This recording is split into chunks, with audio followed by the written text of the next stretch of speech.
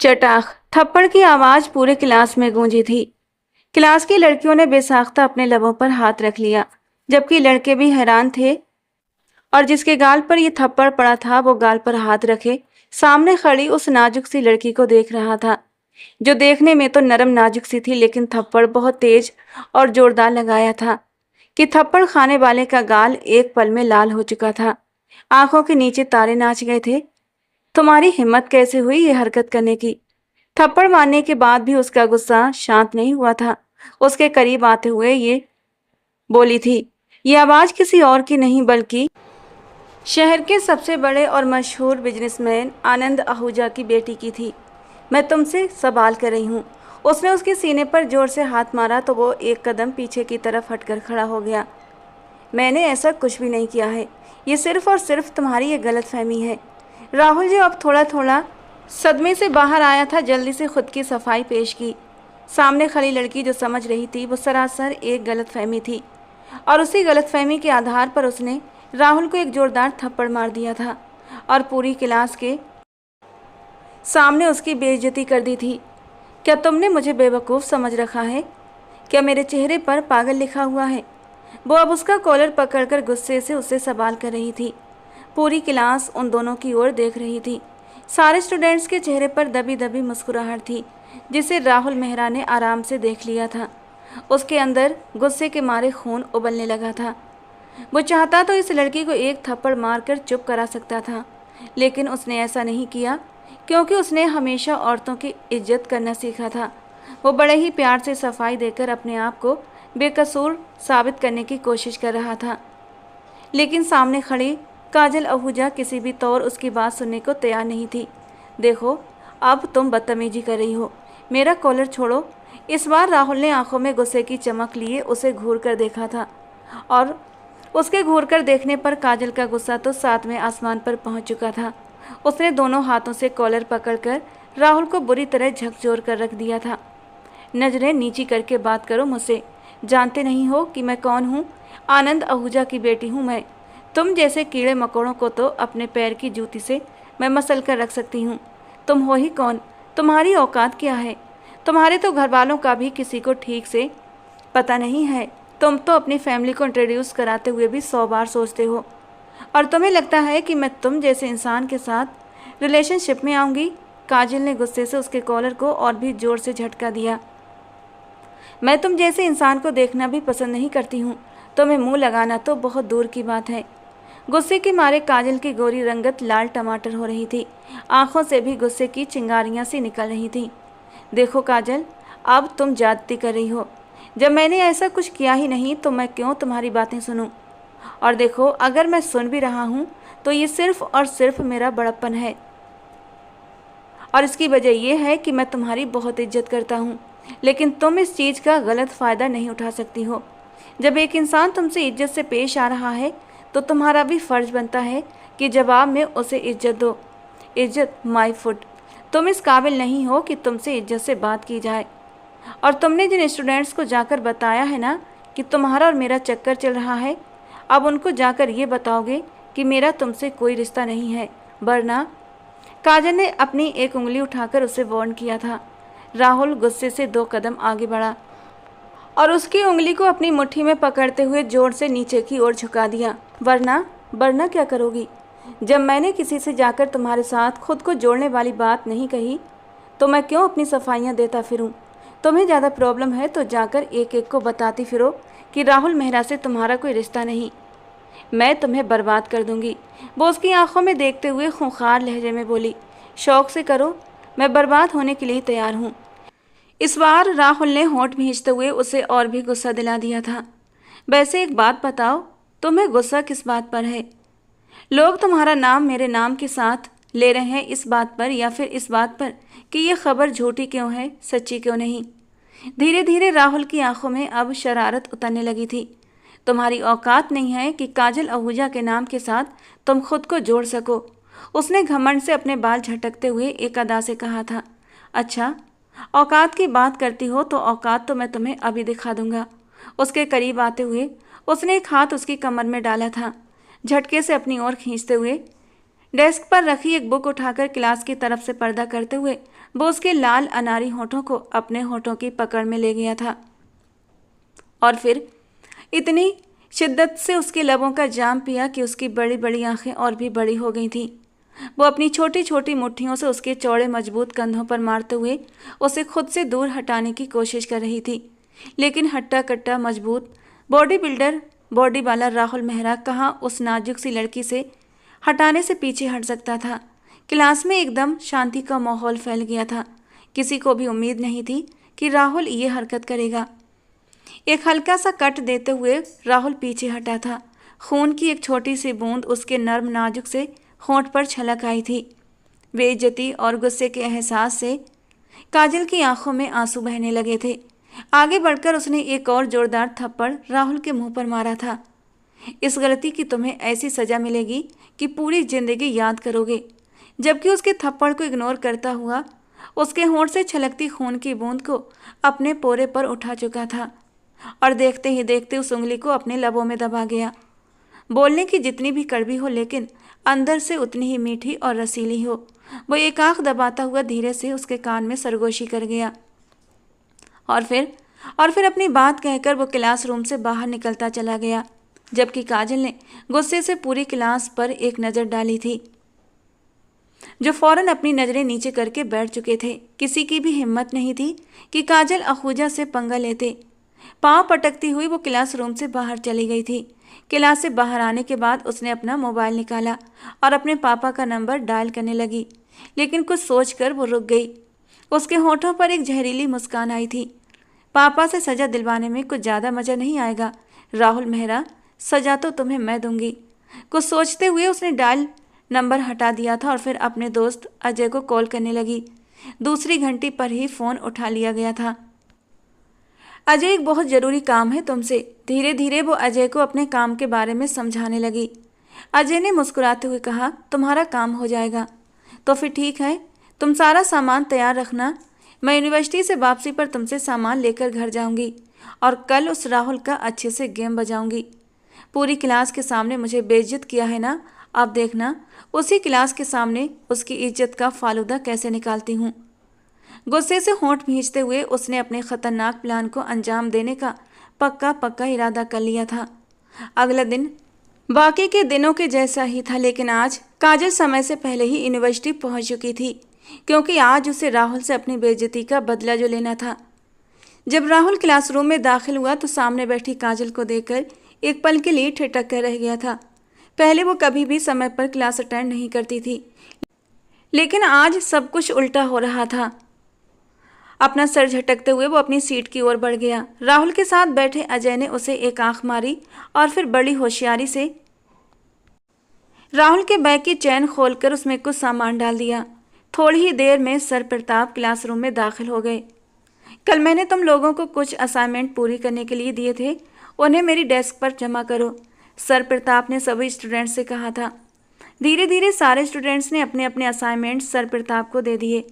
Sir एक एक करके असाइनमेंट चेक कर रहे थे और जैसे ही राहुल की बारी आई उन्होंने उसका असाइनमेंट उठाकर चेक किया तो उसमें से कुछ तस्वीरें फिसलकर ज़मीन पर गिर गईं। सर प्रताप ने उन्हें उठाकर देखा तो उनका चेहरा एकदम कठोर हो गया था। वे तस्वीरें अश्लील थीं, जिन्हें देखकर सर शर्म से पानी पानी हो गए थे। एक झटके में वे राहुल के पास पहुंचे थे और कॉलर से पकड़कर खड़ा करते हुए एक जोरदार थप्पड़ उसके गाल पर रख दिया। ये सब क्या है राहुल? तुम यहाँ पढ़ने आते हो या फिर ये गंदगी फैलाने? सर प्रताप गुस्से में तस्वीरें हाथ में लेकर सवाल कर रहे थे। सारे स्टूडेंट्स स्तब्ध थे। किसी को यकीन नहीं हो रहा था कि राहुल ऐसा भी कर सकता है।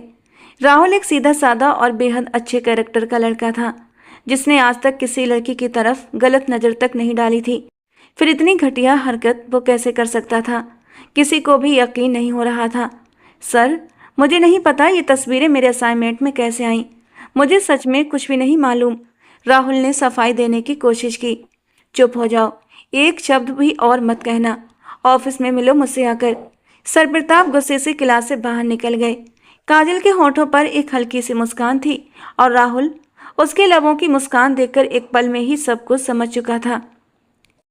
राहुल उसके पास आया, लेकिन इससे पहले ही काजल बोल पड़ी, चलो अब प्रिंसिपल के ऑफिस में जाकर सफाइयां देते रहो, लेकिन मुझे पता है तुम खुद को साबित नहीं कर पाओगे। राहुल ने अपने सीने पर बाजू बांधे और सामने खड़ी उस तूफान सी लड़की को देखा, जो न जाने क्यों उससे इतनी नफरत करती थी। मैं खुद को साबित करना भी नहीं चाहता काजल, क्योंकि मुझे पता है कि मैं गलत नहीं हूँ। समय खुद ही सबके सामने सच ला देगा। लेकिन तुमने जो ये घटिया हरकत की है ना, उस पर तुम्हें शर्म आनी चाहिए। राहुल ने ठंडे स्वर में कहा। शर्म तो तुम्हें आनी चाहिए, जब कल तुमने मुझे छूने की हिम्मत की थी। अभी तो ये एक छोटा सा ट्रेलर है, पूरी फिल्म तो अभी बाकी है। काजल ने गुस्से से उंगली उठाते हुए कहा। सपने देख रहे हो ना मेरे साथ रिश्ता जोड़कर, रातों रात अमीर बनने के। कान खोलकर सुन लो, तुम मेरे पैर की धूल के बराबर भी नहीं हो। राहुल ने अफसोस से उसे देखा था। जितनी खूबसूरत थी उतनी ही घमंडी भी। अगर वो थोड़ी नरम दिल होती तो उसकी खूबसूरती में 4 चांद लग जाते। पहले मैं तुम्हें बाकी लड़कियों से बहुत अलग समझता था। मुझे लगता था कि तुम में थोड़ा बहुत दिमाग मौजूद है, लेकिन नहीं, तुम भी उन अमीर बिगड़ी लड़कियों जैसी ही हो, जो बाप की दौलत पर घमंड में रहती हैं। अब की बार वो एक कदम आगे और बढ़ा था। ये बात सच है काजल कि मैंने कभी भी तुम्हें गलत नज़र से नहीं देखा था, लेकिन अब चूंकि तुमने इतने बड़े बड़े बोल बोल दिए हैं, तो मैं भी तुम्हें ये बात बता देना चाहता हूँ कि मैं यानी राहुल मेहरा तुम सब लोगों के सामने ये वादा करता है कि 2 महीनों के अंदर अंदर मैं इस लड़की से शादी करूँगा। ये मेरी बीवी बनकर मेरे घर आएगी और मैं तुम सबको इस शादी पर दावत भी दूंगा। तुम्हारी हिम्मत कैसे हुई ये सब बकवास करने की? मैं तुम जैसे गरीब और 2 कौड़ी के लड़के से मरकर भी शादी नहीं करूंगी। शादी तो तुम्हें मुझसे ही करनी पड़ेगी। काजल आहूजा, आखिर शेर के मुंह को खून जो लग गया है, वो उसके नरम नाजुक गुलाबी होठों पर फोकस करते हुए बोला था। और कल वाली राहुल की हरकत याद आते ही काजल का खून गुस्से से खौलने लगा था। 2 कदम आगे बढ़ते हुए उसने राहुल को थप्पड़ मारने के लिए हाथ हवा में उठाया था, लेकिन इससे पहले कि काजल उसके चेहरे पर हाथ उठाती, उसने काजल का हाथ बीच में ही रोक लिया था। तुम्हें बहुत शौक है ना मेरे माँ बाप के बारे में जानने का और मेरी फैमिली से इंट्रोड्यूस होने का? तो ठीक है, तुम्हारी ये ख्वाहिश भी मैं बहुत जल्दी पूरी कर दूंगा, तुम्हें उनकी बहू बनाकर। और जहाँ तक मेरे परिवार का सवाल है, तो तुम सब लोग प्रिंसिपल साहब से भी इस बारे में पूछ सकते हो।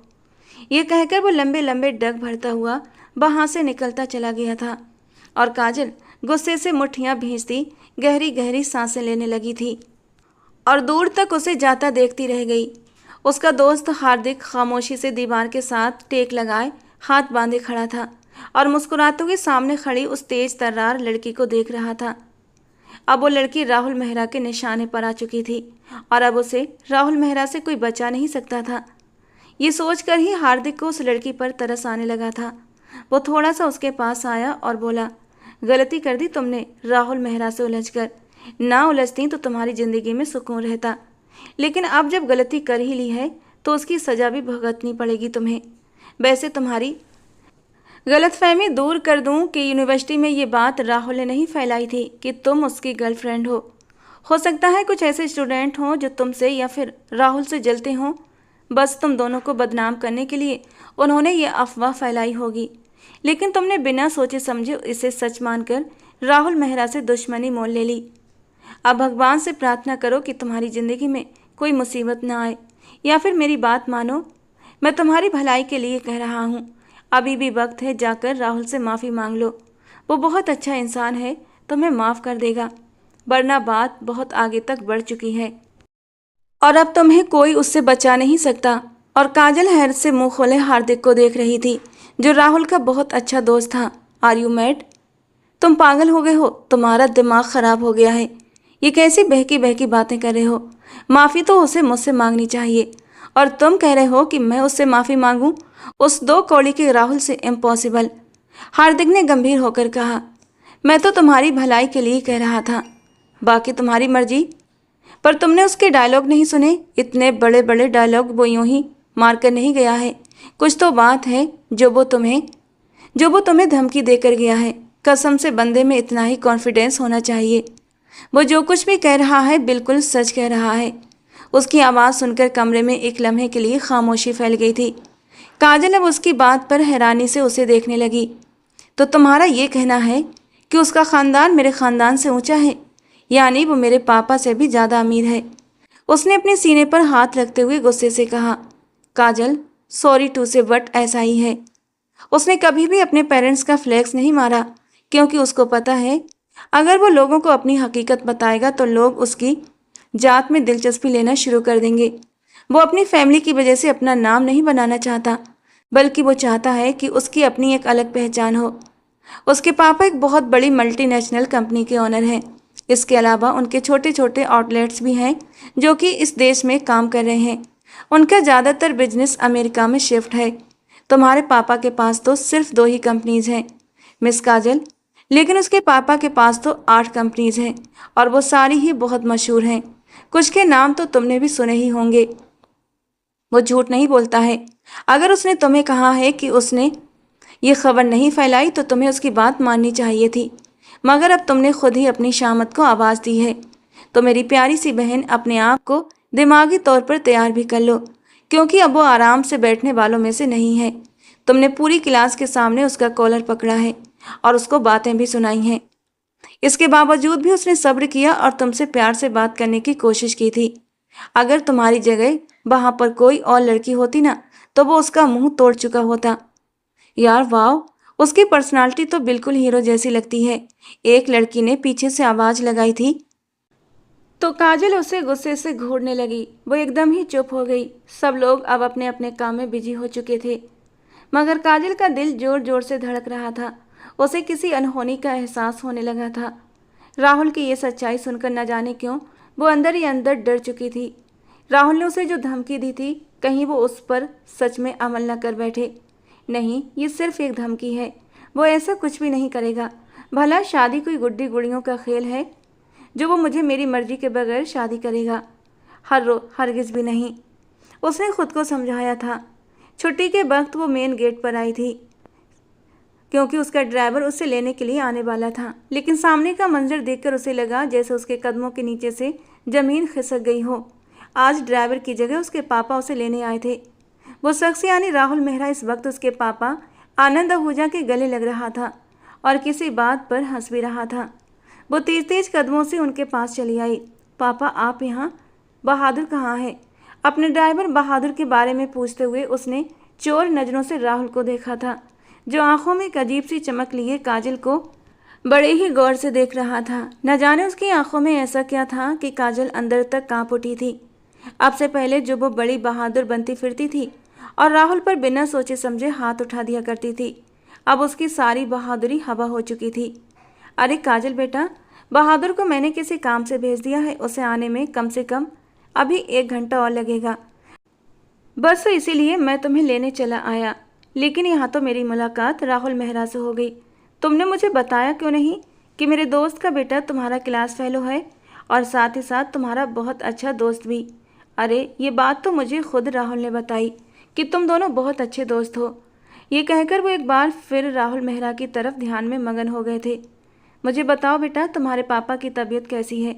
उनसे मिले हुए मुझे काफ़ी वक्त हो गया है। मैंने उन्हें कहा भी था कि वो हिंदुस्तान आ जाएं और आकर मेरे बिजनेस में थोड़ा सा हाथ बटा दें। शायद उनके हाथ लगाने से मेरे बिजनेस भी तरक्की करने लगें, मगर अब तो वो बड़े लोग बन गए हैं। कहाँ वो हम जैसे लोगों को मुंह लगाना पसंद करेंगे? अरे नहीं नहीं अंकल, ऐसी कोई बात नहीं है। पापा तो आपको बहुत याद करते हैं। ये कहकर राहुल मेहरा ने एक नज़र काजल पर डाली और काजल खुद में सिमटती हुई जरा सा अपने पापा के पीछे हुई थी। पहली बार उसे राहुल की नज़रों से डर महसूस हो रहा था। मैं बहुत जल्दी ही अपने पापा के साथ आपके घर आऊँगा। बिजनेस के बारे में भी बातें होंगी, लेकिन इसके अलावा भी आपसे ढेर सारी बातें करनी है। आपसे आपका कुछ कीमती चीज़ मांगनी है। ये कहकर वो मुस्कुराता हुआ लंबे लंबे डग भरता वहाँ से जा चुका था। आज उसे लेने के लिए उसका ड्राइवर आया था और ये सब कुछ उसने काजल को ये एहसास दिलाने के लिए ही किया था। जबकि काजल अपने पापा के साथ गाड़ी में आकर बैठ चुकी थी, जब उनकी आवाज़ सुनकर चौंक उठी। उस लड़के से दोस्ती बनाकर रखो, वो हमारे बहुत काम आएगा। मैं तो सोच रहा हूँ कि उसके पापा से तुम्हारे रिश्ते की बात कर लेता हूँ। तुम सोच भी नहीं सकती कि अगर दोनों फैमिली में रिश्ते बन गए तो हमारा बिजनेस दिन दुगनी और रात चौगनी तरक्की करने लगेगा। पापा प्लीज़, मैं आपकी किसी भी बिजनेस डील की नज़र में नहीं आना चाहती और मैंने आपको पहले ही बता दिया था, मैं आपके किसी भी बिजनेस पार्टनर के बेटे से शादी नहीं करूँगी। वो जैसे एकदम गुस्से से चिल्ला पड़ी थी। यानी कि उसके पापा ने तो राहुल के प्लान को खुद ब खुद पंख लगा दिए थे। जो राहुल करना चाहता था, उसके पापा तो खुद ही वो करने के बारे में सोच रहे थे। अरे काजल बेटा, क्या हो गया है? मैंने तो बस अपने ख्याल का इजहार किया था। जब तुम दोनों अच्छे दोस्त हो तो शादी में क्या प्रॉब्लम है? नहीं है हम अच्छे दोस्त, उसने कह दिया और आपने मान लिया। मुंह बनाकर वो खिड़की से बाहर देखने लगी। बस आप इस बात को अपने दिमाग से निकाल दें कि मैं उससे शादी करूंगी। आनंद जी थोड़ा हैरान हुए थे, लेकिन फिर बोले, काजल इतना हाइपर क्यों हो रही हो? मुझे लगा लड़का अच्छा है, अमीर है, पढ़ा लिखा है, खूबसूरत भी है, लेकिन जब तुम उसमें इंटरेस्टेड नहीं हो तो मुझे भी तुम्हारे साथ कोई जोर ज़बरदस्ती नहीं करनी। जाहिर सी बात है, अब तुम्हारी मर्जी के खिलाफ तो जाने से रहा। जहाँ मेरी बेटी चाहेगी वहीं उसकी शादी होगी। ये कहकर वो दोबारा से ड्राइविंग करने लगे थे, लेकिन दिमाग में बहुत कुछ सोच भी रहे थे। पूरा दिन काजल बेचैन रही थी। आज जो कुछ भी यूनिवर्सिटी में हुआ था, काजल के दिमाग से किसी भी तौर निकल नहीं रहा था। वो तो उसे एक गरीब घराने का लड़का समझती थी। वो आता भी बहुत सादे से हुलिये में था, लेकिन इस बात से कोई इनकार नहीं था कि वो वाकई बेहद खूबसूरत पर्सनालिटी का मालिक था। अगर काजल को पता होता कि वो इतना अमीर है तो शायद उससे इतना बैर न रखती। उसे तो गरीबों से चिढ़ थी, लेकिन अब जो गुस्से और बदले की चमक उसने राहुल की आंखों में देखी थी, काजल को किसी भी पल चैन नहीं आ रहा था। न जाने क्यों उसका दिल कह रहा था कि राहुल अपनी बात सच कर दिखाएगा, और उसे पता था वो ये शादी कोई प्यार मोहब्बत में नहीं करेगा, बल्कि उससे बदला लेने के लिए और उसे नीचा दिखाने के लिए करेगा। रात के करीब 10 बजे का वक्त था जब उसके मोबाइल पर कॉल आने लगी। वो सोने की कोशिश कर रही थी, लेकिन नींद उसकी आंखों से कोसों दूर थी। वो अपनी जगह से उठी, मोबाइल उठाया तो वहाँ ग्रुप में हजारों मैसेज आए हुए थे। उसने बेसाख्ता मैसेज ओपन किए तो सबसे पहला मैसेज राहुल का था। राहुल मेहरा की सालगिरह थी और उसने सबको अपनी हवेली में इनवाइट किया था, और इस इनविटेशन में काजल का नाम खास तौर पर मेंशन किया गया था। साथ ही लिखा था, मेरी जान के बिना मेरी बर्थडे पार्टी में कोई रौनक कैसे आ सकती है। ये सब देखकर उसका दिमाग गुस्से से घूम गया था। नीचे स्टूडेंट्स भी उसका मजाक बना रहे थे। आखिर ये खुद को समझता क्या है? बिना सोचे समझे उसने राहुल मेहरा को कॉल लगाई। दूसरी ही बेल पर कॉल अटेंड कर ली गई। अरे मेरे ख्वाबों की रानी, मैं तुम्हें ही याद कर रहा था। देखो, दिल को दिल से राह होती है। कैसे तुमने मुझे कॉल कर ली? सच बताना, तुम भी मुझे याद कर रही थी ना? मैं तुम्हारा मुंह तोड़ दूंगी जलील इंसान। तुम आखिर खुद को समझते क्या हो?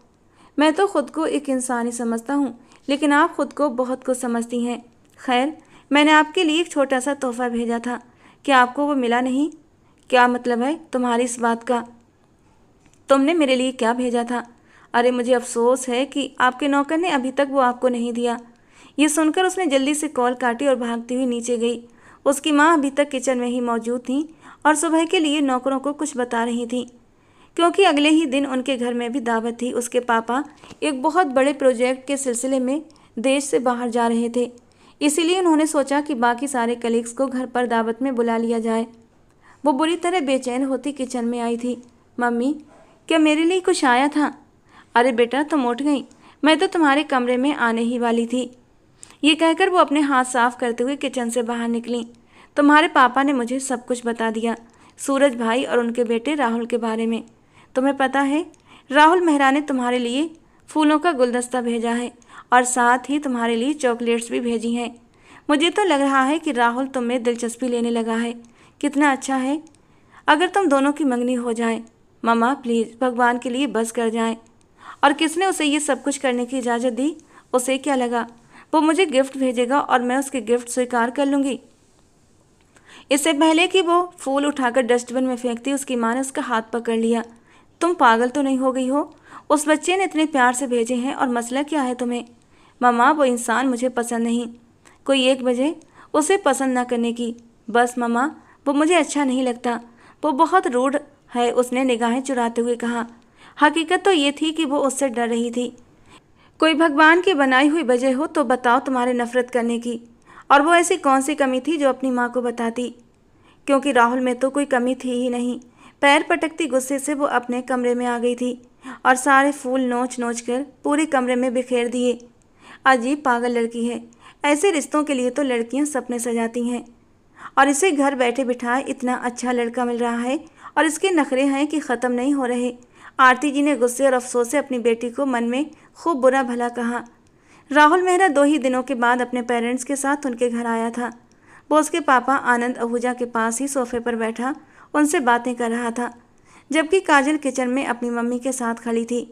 मम्मी, ये यहाँ क्यों आया है? वो कितनी देर से एक ही सवाल अपनी माँ से किए जा रही थी। काजल, ये तुम कोई 10वीं बार पूछ रही हो। कितनी बार बताऊँ तुम्हारे रिश्ते की बात करने आया है, पसंद करता है तुम्हें और तुमसे शादी करना चाहता है। और ये तुमने कैसे कपड़े पहने हुए हैं? जाओ जाकर चेंज करो, खुद में थोड़ी सी मैच्योरिटी लेकर आओ। अगर उसकी मम्मी ने देखा तो क्या सोचेंगी कि कितनी लापरवाह लड़की है। मामा, मुझे किसी के सोचने से फ़र्क नहीं पड़ता। अब मैं 90s की लड़कियों की तरह सर पर दुपट्टा लेकर, हाथों में चाय की ट्रे लेकर शर्माती हुई उसके सामने जाने से रही। वो बुरा सा मुंह बनाती हुई वहीं किचन की सेल पर बैठ चुकी थी। अंदर ही अंदर उसका दिल बुरी तरह बेचैन हो रहा था। जो धमकी उसने काजल को यूनिवर्सिटी में दी थी, वो उसे बहुत जल्दी ही अपने अंजाम तक पहुंचाने वाला था। पता नहीं शादी के बाद उसके साथ कैसा व्यवहार करेगा। जरूर उसे अपनी बेइज्जती का बदला लेगा। ये सोचकर ही वो अंदर से बुरी तरह डर रही थी। तुम मेरी बात मान रही हो या फिर मुझे सख्ती करनी पड़ेगी? वो मुंह बनाती हुई बोली तो वो पाँव पटकती हुई अपने कमरे में चली गई। मजबूरन हल्का फुल्का तैयार हुई थी। उसने सोच लिया था कि वो कुछ ऐसा करेगी कि रिश्ता होने से पहले ही ख़त्म हो जाएगा। यह आइडिया दिमाग में आते ही उसे थोड़ा सा सुकून मिला था। उसने स्काई ब्लू कलर का कुर्ता और वाइट पैंट पहन रखी थी। उसके ऊपर बड़ा सा दुपट्टा वो अपने कंधों पर सजाए बाल खोले हुए जब बाहर निकली तो राहुल मेहरा नजरें फेरना भूल चुका था। कोई शक नहीं था कि वो लड़की बहुत हसीन थी। अपने आप से हमेशा लापरवाह रहती थी। कभी बालों को पोनी में बांध लेती, तो कभी जूड़े में, तो कभी खुला छोड़ देती। मेकअप के नाम पर चेहरे पर कुछ भी नहीं लगाती थी। कपड़े भी ऊट पटांग पहनती, कभी ढीला ढाला ट्राउजर और ढीली ढाली टी शर्ट, तो कभी मिनी स्कर्ट, तो कभी टाइट जीन्स के साथ शॉर्ट कुर्ता। लेकिन आज वो थोड़ा सा तैयार होकर बाहर आई थी। हल्का फुल्का मेकअप उसके रूप को और भी निखार रहा था। आज तो वो सच में चांद का टुकड़ा मालूम हो रही थी। ऊपर से उसके चेहरे पर मौजूद गुस्सा, उसका फूला हुआ चेहरा और उसकी लाल नाक। राहुल मेहरा को उस पर ढेर सारा प्यार आ गया था। रात के खाने के बाद वो लॉन में जाकर खड़ी हो गई। राहुल मेहरा भी उसके बराबर में खड़ा हो गया। कैसी हो तुम? उसने बात करनी शुरू की। मुझे तुमसे बात नहीं करनी। गुस्से से उंगली उठाते हुए वो पीछे पलटी थी और वो झटके से उसकी कलाई को अपनी मुट्ठी में पकड़ चुका था। एक तो तुम उंगली उठाकर वार्निंग बहुत देती हो, कहते हुए वो उसकी उंगली को अपने लबों के करीब ले गया था और अगले ही पल उसकी उंगली को अपने दांतों के नीचे दबा दिया। एक सिसकी काजल के होंठों से निकली थी। जंगली इंसान, क्या कर रहे हो? छोड़ो मेरा हाथ। एक झटके से उसने अपना हाथ छुड़ाया था। जब तुम इस तरह गुस्से में लाल होती हो तो जी चाहता है तुम्हें अपनी बाहों में समेट कर तुम्हारे लाल अनार गालों को अपने होठों से छू लूं, फिर उसके बाद तुम्हारी इस लाल होती नाक को, और फिर उसके बाद तुम्हारे इन गुलाबी रस भरे होठों को। वो एक उंगली से उसके होठों को छूकर बोला था और काजल ने उसका हाथ गुस्से से झटक दिया। तुम एक नंबर के बदतमीज इंसान हो। शुक्र मनाओ कि मैंने पापा को वो वाली बात नहीं बताई जब तुमने मुझे किस किया था। बता देती तो 1 मिनट में तुम्हें घर से चलता कर देंगे। मेरी तरफ से खुली इजाज़त है, जाओ जाकर बता दो। वैसे एक एडवाइस है, लड़कियां ये बात अपने मुंह से कहती अच्छी नहीं लगती कि पापा आपके दामाद ने मुझे लिप टू लिप किस किया था। इस हिसाब से तो तुम हमारे सुहागरात की सारी पोल पट्टी खोल कर रख दोगी। थोड़ा तो शर्म लिहाज करो लड़की। वो उसके सर पर हल्की सी चपत मारते हुए शरारत से एक आंख दबाकर बोला था और वो शर्म से एकदम लाल हुई थी। लेकिन अगले ही पल वो उसे गुस्से से घूरने लगी। तुम एक नंबर के ढीठ और बेशर्म इंसान हो। मुझे तुमसे कोई भी बात नहीं करनी। मुझे भी तुमसे बात करने का कोई ख़ास शौक़ नहीं है। अपनी मम्मी के कहने पर तुम्हारे पास आया हूँ और तुम मुझे नहीं बता सकती कि मुझे क्या करना चाहिए और क्या नहीं। बेहतर यही है कि अपने काम से काम रखो। वो जो सोच रहा था कि उससे नॉर्मल और नरमी से बात करेगा, उसके बदतमीजी भरे लहजे को देखकर खुद भी गुस्से में आ गया था। आखिर तुम्हें ये सब कुछ करने में मिलता क्या है? और मुझे बताओ कि तुम इतनी आखिर जिद्दी हो क्यों? इस बार तुम जो जिद पकड़ कर बैठी हो वो एक बेकार सी जिद है। जब एक इंसान ने गलती की ही नहीं तो तुम क्यों उसे सज़ा देने पर तुली हो? मैंने तुम्हें बताया ना कि मैंने ये बात मशहूर नहीं की। ये सारा काम शायद राजा का है। मैं नहीं जानता कि उसको मेरे साथ क्या मसला है, या फिर ये भी हो सकता है कि उसकी तुम्हारे साथ दुश्मनी हो, जिसकी वजह से उसने ये सब कुछ किया हो। मिस्टर राहुल मेहरा, राजा आपके बहुत अच्छे दोस्त हैं, मेरे नहीं। ओह कम ऑन यार, बस कर जाओ, अब बहुत हो गया। मैं इतना गया गुजरा भी नहीं जो थर्ड क्लास लोगों को अपना दोस्त बनाऊंगा। आप कोई महाराणा प्रताप नहीं है, उसने मुंह बनाते हुए कहा तो राहुल मेहरा ने अपनी मुस्कुराहट दबाई थी। तुम बहुत प्यारी लग रही हो, उसने धीमे लहजे में कहा तो एक लम्हे के लिए उसका दिल जोरों से धड़क उठा था, मगर अगले ही पल उसने खुद को फिर से पत्थर बना लिया। मुझे पता है, आपको बताने की ज़रूरत नहीं। वो वहाँ से जाने ही लगी थी कि अनजाने में राहुल ने उसका बाजू पकड़ लिया, लेकिन बाजू के साथ साथ उसका दुपट्टा भी उसके हाथ में आया था और फिर फिसलता हुआ उसका दुपट्टा नीचे फर्श पर गिर चुका था। खूबसूरत टाइट कुर्ते में उसकी खूबसूरती पूरी तरह जाहिर हो रही थी। ऊपर से उसके कुर्ते का डीप गला। एक पल के लिए राहुल की नज़रें उसके वजूद पर अटक गईं, लेकिन अगले ही पल उसने जल्दी से उसके ऊपर से नज़रें हटाई थीं। ये सब कुछ इतना अचानक हुआ था कि उसे बिल्कुल भी अंदाज़ा न हो सका। उसे सोचने समझने का वक्त भी नहीं मिला। वो चाह रहा था कि वो तो इस जिद्दी सी लड़की के साथ थोड़ा सा वक्त और गुजारे और उसे उसके बारे में जाने। काजल ने इस चीज़ को गलत मतलब दे दिया और अपनी ज़िंदगी की एक और गलती कर बैठी। उसका हाथ उठा था और राहुल के चेहरे पर निशान छोड़ गया था। तुम हर बार अपनी हद पार कर जाते हो राहुल। जानते हो उस दिन जो तुमने घटिया हरकत की थी ना, क्लास में मुझे किस करके, तुम्हें उसी वक्त सज़ा देनी थी, तुम पर पुलिस कंप्लेंट करनी थी। तो आज तुम ये दोबारा से घटिया हरकत करने के बारे में सोच भी नहीं सकते थे। तुम एक नंबर के थर्ड क्लास गिरे हुए आदमी हो। अब की बार राहुल मेहरा ने उसे कंधों से पकड़ लिया और खींचते हुए लॉन के दूसरे हिस्से में ले गया, जहाँ से उन्हें कोई भी देख नहीं सकता था। तुम आखिर खुद को समझती क्या हो, वो दांत पीसते हुए बोला। उसकी उंगलियां उसके नाजुक बाजुओं में बुरी तरह धंसने लगी थीं। उसकी आंखों में गुस्से की लपटें देखकर काजल बुरी तरह घबरा चुकी थी। उसकी आंखों में आंसू तैरने लगे। ये देखकर वो नरम पड़ गया। तुम जानती भी हो कि इस गलती की क्या सज़ा हो सकती है। मैंने कोई गलती नहीं की, जो कुछ किया है सोच समझ कर किया है।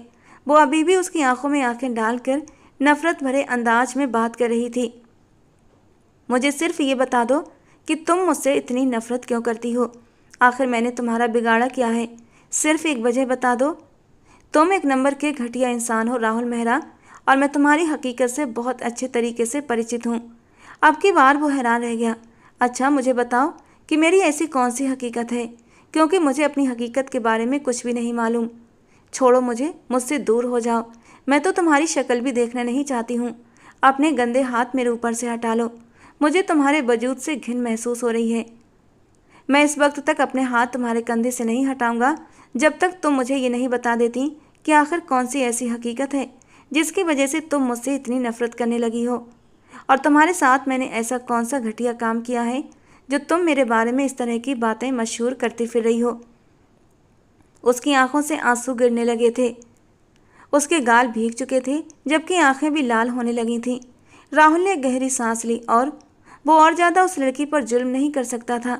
उसने उसके कंधे छोड़ दिए थे और वो भागती हुई अपने कमरे में चली गई। काश कि तुम अपने दिल से ये नफरत निकाल दो और मेरी मोहब्बत को समझना शुरू कर दो काजल। तुम सोच भी नहीं सकती कि मैं तुम्हारे पीछे किस कदर पागल हूँ। पहली नज़र में तुम्हें देखा था तो तुम्हारा दीवाना हो गया था, और उसके बाद तो कोई लड़की दिल को भाई ही नहीं। हाय राहुल साहब, आपकी इज्जत का तो कचरा हो गया। एक दुनिया है जो मुझसे बात करते हुए भी डरती है और जो मेरे सामने आवाज़ निकालते हुए भी घबराती है, और यहाँ पर ये मैडम है जो मुझे सुनाकर चली जाती हैं। चलो सुनाना तो दूर की बात, थप्पड़ मारना तो इनके बाएं हाथ का काम है। उसने अचानक ही अपने चेहरे पर हाथ रखा और बुरा सा मुंह बनाता हुआ कमरे के अंदर चला गया। ये ये तुम्हारा चेहरा इतना लाल क्यों हो रहा है? उसकी माँ ने उसका चेहरा देखकर सवाल किया। एक पल के लिए वो घबरा गया और फिर लापरवाही से बोला, शायद मच्छर ने काट लिया होगा, थोड़ी देर पहले लॉन में खड़ा था। कितनी बार कहा है अपना ख्याल रखा करो, उसकी माँ ने नाराज़गी से कहा, फिर बातों में बिजी हो गई। उसने एक नज़र उठाकर देखा तो काजल अब किचन में खड़ी थी, आइस क्यूब्स निकाल रही थी। वो उसकी तरफ से पूरी तरह अनजान बन गई थी, यूं जैसे थोड़ी देर पहले कुछ हुआ ही नहीं था। मिस काजल आहूजा, बीबी तो आप सिर्फ और सिर्फ मेरी ही बनेंगी, क्योंकि आपकी किसी और के पास जाने की इजाज़त मैं खुद भी नहीं दे सकता। ये कहकर वो अब बिजनेस से रिलेटेड बातें करने लगा था। दूसरी तरफ जब वो अपने कमरे में आई तो उसका दिल जोर जोर से धड़क रहा था। वो अपने कंधों पर उसके हाथों का स्पर्श महसूस कर रही थी, जिसकी वजह से उसकी हालत भी बिगड़ती जा रही थी। और वो इंसान मुझे हासिल करने में कामयाब हो गया तो ये सोच कर ही उसका दम घुटने लगा था। नहीं नहीं, वो एक घटिया इंसान है। उसने सब लड़कियों की जिंदगियां बर्बाद की हैं और मैं उसे अपनी ज़िंदगी बर्बाद करने की इजाज़त नहीं दूंगी।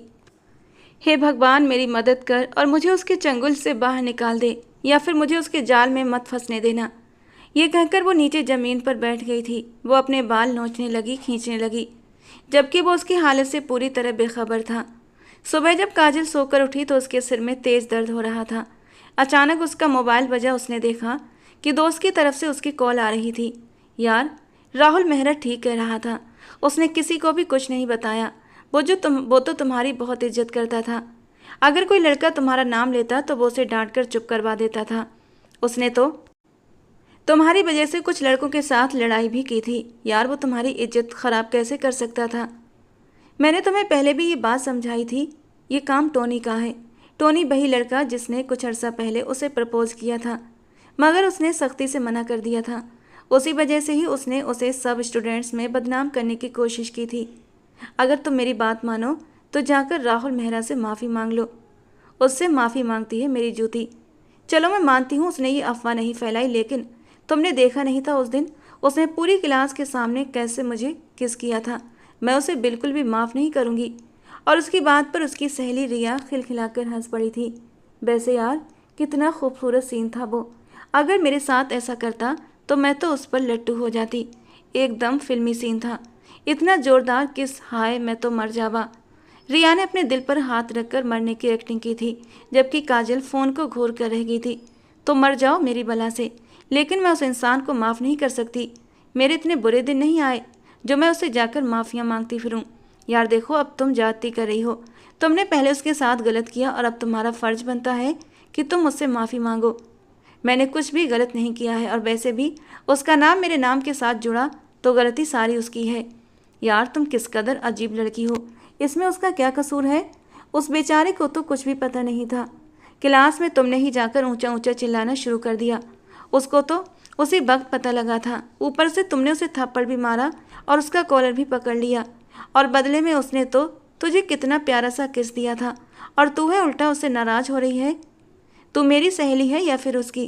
काजल झुंझलाकर बोली। यार, ऑफ कोर्स मैं तुम्हारी बेस्ट फ्रेंड हूँ और हमेशा तुम्हारा ही साथ देती हूँ, लेकिन इस बार तुम गलती कर रही हो। तो बेहतर है कि जाकर उससे अपने रवैये की माफ़ी मांग लो। यही तुम लोगों के लिए ठीक रहेगा। और वैसे भी तुम लोगों के फैमिली टर्म्स काफ़ी मजबूत हो गए हैं। ऐसा कुछ भी नहीं है। पापा की उन लोगों के साथ बनती है, लेकिन मेरी नहीं। मुझे उससे नफरत है, और कल मैंने उसे दोबारा से थप्पड़ भी मारा था। यार, तुम वाकई बहुत बेवकूफ़ लड़की हो। तुम्हें समझाना दुनिया का सबसे मुश्किल काम है। ये कहकर उसने गुस्से से कॉल काट दी। काजल मुंह बनाकर फिर से लेट गई। आज वो यूनिवर्सिटी नहीं गई थी। उसका दिल नहीं कर रहा था, ऊपर से तबीयत भी ठीक नहीं थी। वो नाश्ता कर रही थी जब उसके मोबाइल पर राहुल मेहरा का नंबर जगमगाने लगा। तो मुझे कहीं दिखाई नहीं दे रही, कहाँ पर हो? मुझे तुमसे बात करनी है। ये सुनकर गुस्से से उसने उसका नंबर ब्लॉक कर दिया। थोड़ी देर गुजरी थी कि एक अजनबी नंबर से कॉल आने लगी। मेरा मैसेज डिलीवर नहीं हो रहा। तुमने मुझे ब्लॉक किया है या फिर डेटा ऑफ कर दिया है? तुम किस कदर ढीठ इंसान हो। तुम्हें आखिर समझ क्यों नहीं आती कि I am not interested in you? अब तुम कुछ ज़्यादा ही इगोइस्टिक हो रही हो। तुम अब हद कर रही हो। बात इतनी बड़ी नहीं है जितना तुम बढ़ा रही हो। अगर तुम कहो तो मैं तुमसे माफ़ी मांगने के लिए भी तैयार हूँ। हालांकि मैंने कोई गलती नहीं की थी। देखो राहुल मेहरा, मैं जानती हूँ तुम अच्छे होगे, लेकिन मुझे तुम जरा भी अच्छे नहीं लगते। तुमने पहले मेरी दोस्त की ज़िंदगी भी बर्बाद की थी, और अब मेरी ज़िंदगी बर्बाद करने के लिए आए हो। तुम किस दोस्त की बात कर रही हो? उसके वजूद को एक झटका लगा था। यार देखो, मेरी ज़िंदगी में आज से पहले तुम्हारे सिवा कोई भी लड़की नहीं आई है। इससे पहले कि वो कुछ और कहता वो उसकी कॉल काट चुकी थी। अब की बार उसने उसकी दोस्त रिया को कॉल लगा दी और उसे काजल की बातों के बारे में बता दिया। यार, तुम्हें तो पता है कि उसकी एक फ्रेंड हुआ करती थी सोनम। उसने तुम्हें प्रपोज किया था, मगर मैंने तो सोनम को इनकार कर दिया था, और मैंने उसे कह दिया था कि मैं उसमें इंटरेस्टेड नहीं हूँ। ये तुमने कहा था, मगर वो ऐसा कुछ भी नहीं मानती थी। उसने जाकर काजल के सामने आंसू बहाए थे और उसे कहा था कि तुमने उसकी ज़िंदगी बर्बाद कर दी है। सोनम ने तो यहाँ तक कह दिया था कि वो तुम्हारे बच्चे की माँ बनने वाली थी और तुमने उसका अबॉर्शन कराया। प्रिया की बात सुनकर राहुल को एक जोरदार झटका लगा था। वो अपना माथा मसल कर रह गया।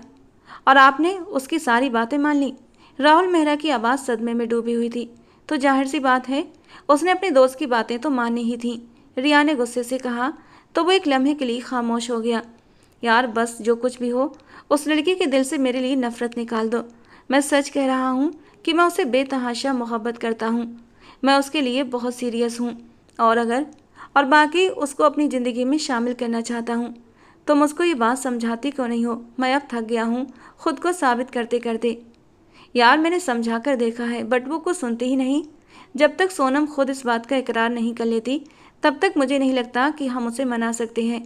खैर दफ़ा करो उसे। कौन सा इस दुनिया में वो आखिरी लड़की है? उसके अलावा भी दुनिया लड़कियों से भरी पड़ी है। तुम आंखें खोल कर तो देखो, तुम्हारे आसपास और भी खूबसूरत लड़कियां हैं। तुम में कौन सी कमी है? तुम एक अमीर बाप के इकलौते बेटे हो, रिया ने शरारत से कहते हुए राहुल के बर्दाश्त का इम्तहान लिया था। ये सुनकर राहुल ने गुस्से से कॉल काट दी। वो उसकी दोस्त से बहस नहीं करना चाहता था। जानता था पहले भी उसकी दोस्त को इनकार करके वो इस मुश्किल में फंसा था और अब दोबारा से उसकी दोस्त से बिगाड़ कर अपने पाँव पर कुल्हाड़ी नहीं मारना चाहता था। राहुल मेहरा ने घर जाकर अपने पापा से दो टूक अंदाज में कह दिया कि वो काजल से ही शादी करेगा। इसके अलावा किसी और की तरफ आंख उठाकर भी नहीं देखूंगा। मगर इससे पहले वो उसके साथ एक छोटी सी मीटिंग करना चाहता था और सारी मिसअंडरस्टैंडिंग क्लियर करना चाहता था। बट काजल थी जो उसे मौका ही नहीं दे रही थी। उसके पेरेंट्स अगले दिन रिश्ता लेकर पहुंच गए थे। सब कुछ डिसाइड भी हो गया था।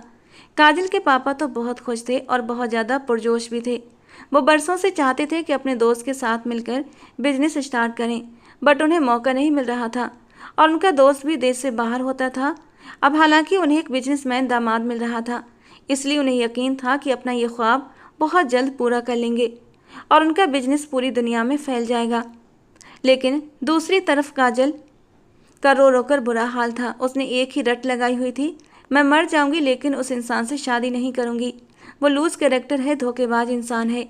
उसकी माँ ने उसे अपने सीने से लगाकर समझाया, मैंने उस लड़के की आंखों में तुम्हारे लिए पसंदीदगी देखी है।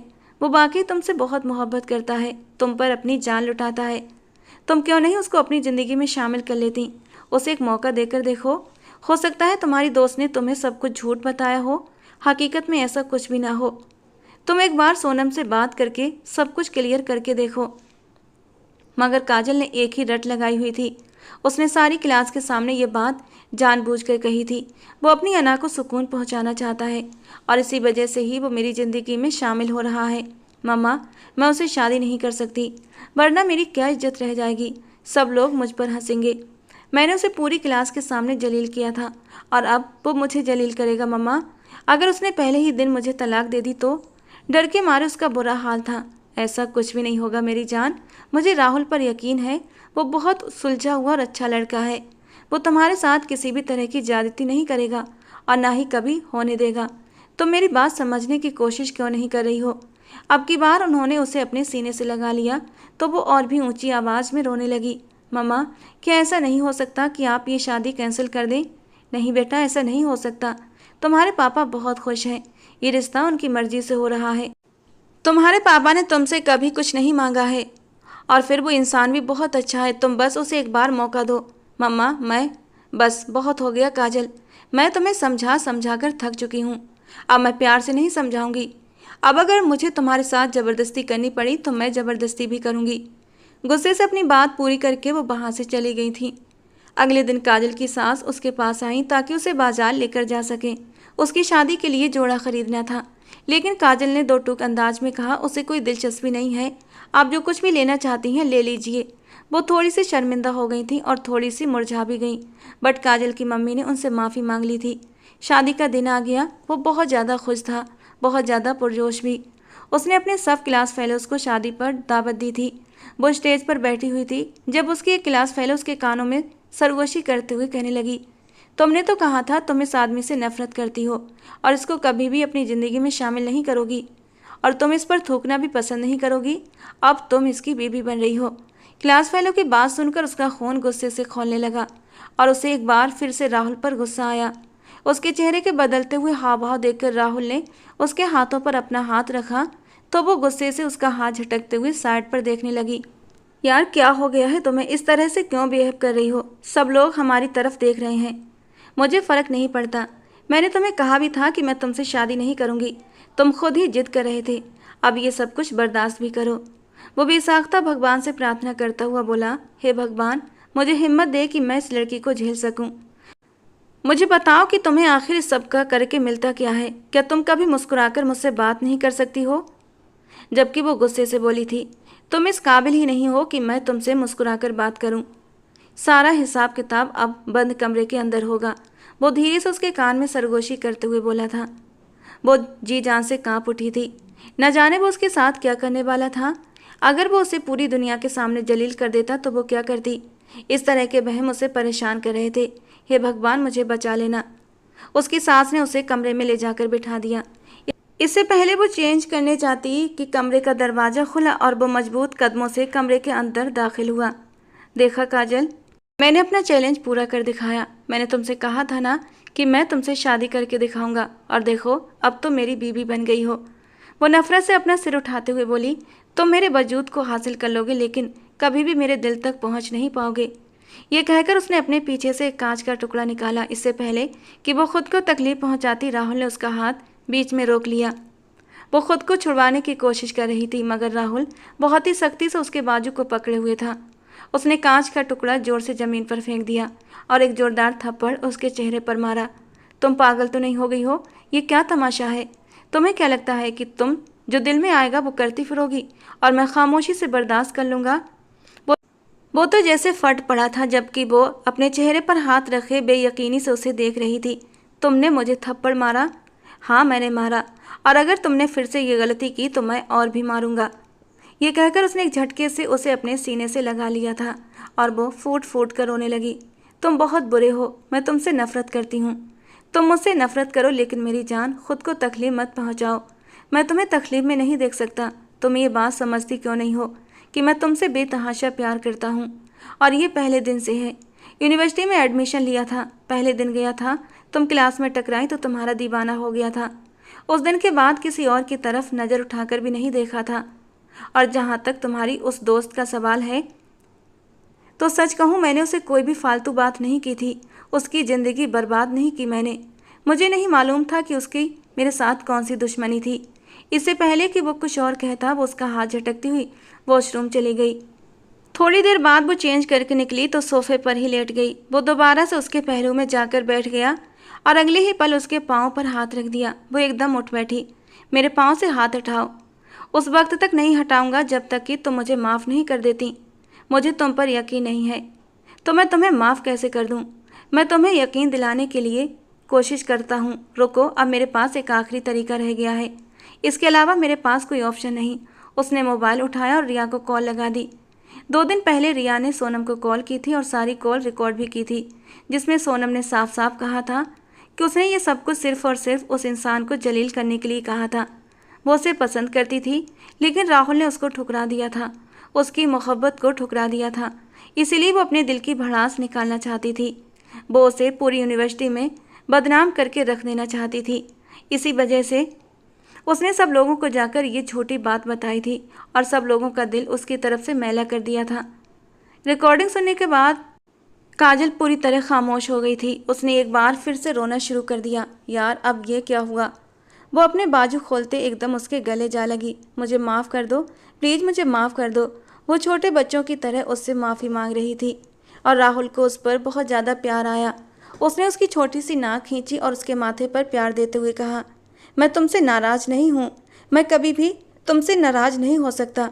क्लास में उस दिन मैंने जो कुछ भी कहा था वो गुस्से में कहा था और उस पर मैं आज भी शर्मिंदा हूँ। मैं तुमसे बदला लेना नहीं चाहता था। जिसे इंसान मोहब्बत करता है उससे बदला ले ही नहीं सकता। मैं तो बस तुम्हें अपनाना चाहता था, अपने साथ रखना चाहता था, अपने सीने से लगाना चाहता था, तुम्हें बेहद प्यार करना चाहता था। भगवान का लाख लाख धन्यवाद कि तुम्हारी गलतफहमी दूर हो गई। अब तो तुम्हें मुझसे कोई शिकायत नहीं है ना? वो उसका चेहरा पकड़कर उठाते हुए ऊपर बोला था तो वो तेजी से सर नामे हिलाने लगी।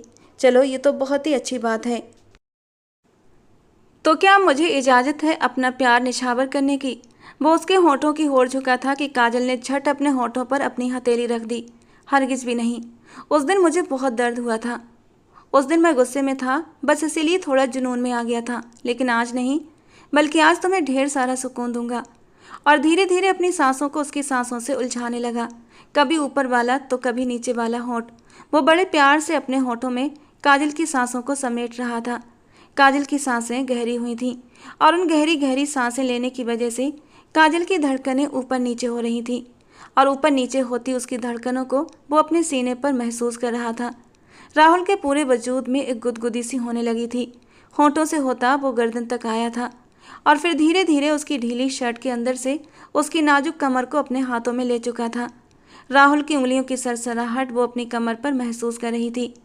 धीरे धीरे वो हाथ ऊपर की ओर सरकने लगे थे।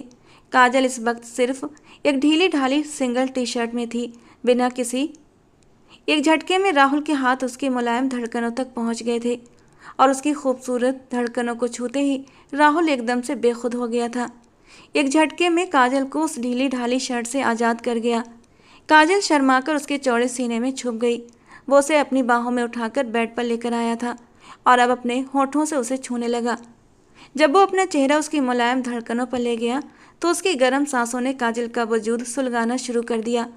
अपनी उंगलियों से उसकी धड़कनों से खेलता हुआ वो मदहोश हुआ था। You are so beautiful. मदहोशी में उसने अपने होठ उसकी धड़कनों पर रख दिए और जब काजल ने उसकी जीभ की सरसराहट अपनी धड़कनों पर महसूस की तो वो बुरी तरह मचल उठी थी। उफ राहुल, मत करो, मैं सह नहीं पाऊंगी।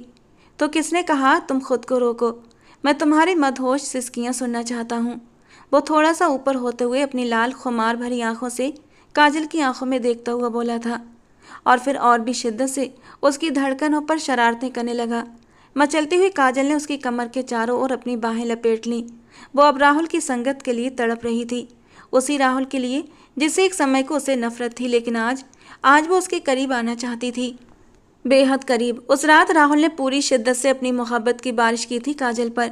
वो चाहकर भी खुद को रोक नहीं पा रहा था, मानो काजल को अपने वजूद का हिस्सा बना लेना चाहता हो। अगली सुबह दोनों के लिए खूबसूरत एहसास लेकर आई थी। काजल के माँ बाप ने काजल का स्वागत बहुत अच्छे से किया था। उसकी पसंद का नाश्ता बनाया था, बल्कि खुद अपने हाथों से राहुल की मम्मी ने उसे नाश्ता करवाया था। और ये प्यार देखकर काजल शर्मिंदा हुई जा रही थी। वो इन लोगों के बारे में कितना गलत समझती थी। ये दिन दोनों के लिए बहुत प्यारे दिन थे। दोनों एक दूसरे की नज़रों से ओझल नहीं होते थे। दोनों की शादी को 8 दिन हो चुके थे और अब और ज़्यादा वो यूनिवर्सिटी से छुट्टियां नहीं ले सकते थे। दोनों की पढ़ाई का आखिरी साल था, लेकिन काजल ने पढ़ाई छोड़ने की बात कह दी और राहुल ने उसे डांट दिया, अपनी पढ़ाई पूरी करो वरना मैं तुमसे बात नहीं करूँगा। और काजल राहुल की नाराज़गी कहाँ झेल पाती। उसका निचला होंठ निकल आया था, आंखों में आंसू भर आए। मुझसे नाराज़ होने की धमकी मत दिया करो राहुल, मेरी जान निकल जाती है। उसके आंसू देखकर राहुल भी तड़प उठा था और उसे अपने सीने से लगा लिया। 8 दिन की छुट्टी के बाद वो दोनों साथ साथ यूनिवर्सिटी पहुंचे। हर किसी ने उनकी खूब खिंचाई की, लेकिन राहुल ने प्यार से सब कुछ संभाल लिया था। राहुल का काजल के लिए इतना प्यार देखकर सब लोग ठंडी आहें भर रहे थे, जबकि काजल उसे प्यार से देखती हुई सोच रही थी, क्या उसकी ज़िंदगी में इतने रंग होते अगर वो जिद में आकर राहुल से शादी करने से इनकार कर देती। शायद राहुल के बिना उसकी ज़िंदगी बेरंग होती। दोस्तों, आज की हमारी ये कहानी आपको कैसी लगी कमेंट बॉक्स में ज़रूर बताना। पसंद आई हो तो प्लीज़ लाइक करना। रोज़ एक नई और रोमांटिक कहानी के लिए हमारे चैनल को सब्सक्राइब करना। मिलते हैं दोस्तों अगली किसी नई कहानी के साथ।